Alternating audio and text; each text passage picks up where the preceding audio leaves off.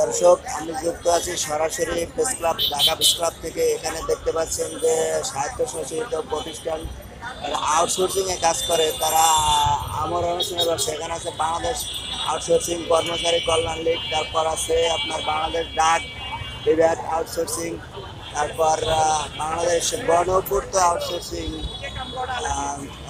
বাংলাদেশ অভ্যন্তরীণ নৌ কর্তৃপক্ষ outsourcing, Mugdha medical college outsourcing, তারপর জাতীয় অর্থোপেডিক হাসপাতাল। আরও সামনে দেখাচ্ছি আপনাদের জাতীয় হৃদরোগ ইনস্টিটিউট হাসপাতালের কর্মচারীরা যারা আউটসোর্সিং আছেন তারাও আছেন। তারপর ন্যাশনাল ইন্ডাস্ট্রিজ নিউরো সায়েন্স হাসপাতাল outsourcing, Bangladesh Dhaka Dhaka wash outsourcing এর কর্মচারীবৃন্দ আছেন এখানে। তারপর DPDC outsourcing, Dhaka power distribution company limited, এরা আপনার তারপর রাগাব বা আউটসোর্সিং, বাংলাদেশ পানি উন্নয়ন বোর্ড, স্থানীয় সরকার প্রকৌশল। এরা দেখতে পাচ্ছেন সবাই প্রেস ক্লাবে অমর অনুষ্ঠানে বসেছে গতকালকে থেকে।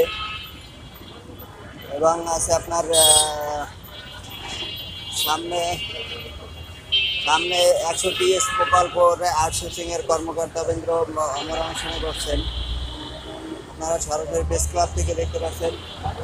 পুরো প্রেস ক্লাবের যে আপনার ফুটপাত তারা দখল করে, মানে আমার অনুষ্ঠানে বসেছেন।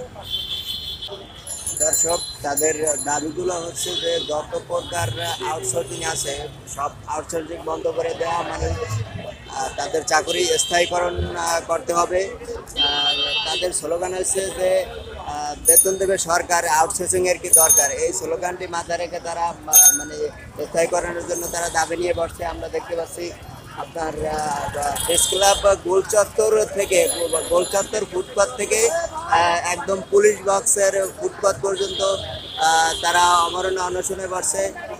সকল প্রকার আউটসোর্সিং এর যত আপনার কর্মচারীবৃন্দ আছে সবাই